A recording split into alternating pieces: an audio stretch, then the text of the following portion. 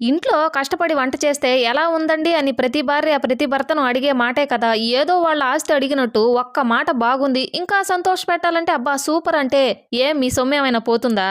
బాగుంది అంటే ఇంకొంచెం ఎనర్జీ వచ్చి కొత్త కొత్త వంటకాలు చేసి పెడతాం కదా! అబ్బే లేదండి ఈరోజు గుత్తొంకాయ చేశా. ఎలా ఉందండి అని అడిగా మా ఆయన్ని. బానే ఉంది కానీ కొంచెం ఉప్పు తగ్గింది అన్నాడు.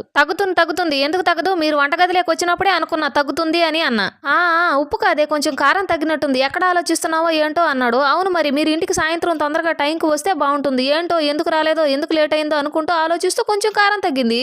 అంతా మీ వల్లే అన్న. అసలు నేను ఈ రోజు వంటగదిలోకే రాలేదే అన్నాడు. ఉప్పు తగ్గినా నా వల్లే, కారం తగ్గినా నా వల్లేనా అన్నాడు. అవును మరి తినేది మీరే కదా, వంకలు పెట్టేది కూడా మీరే కదా, అందుకే కూర బాగుంది అంటే అది నా వల్ల జరిగింది అని. కూరకు వంకలు పెడితే మొత్తం మీ వల్లే చెడిపోయిందని అర్థం. వండేది నేనే, దాన్ని విక్రించేది మీరే కదా అన్నాను. నీకో దండమే తల్లి నన్ను వదిలేయి అన్నాడు. అది మరి ఒకసారి వంటగదిలోకి వచ్చి చూడండి మీకే తెలుస్తుంది అన్న. వీడియో నచ్చితే లైక్ చేసి మన ఛానల్ సబ్స్క్రైబ్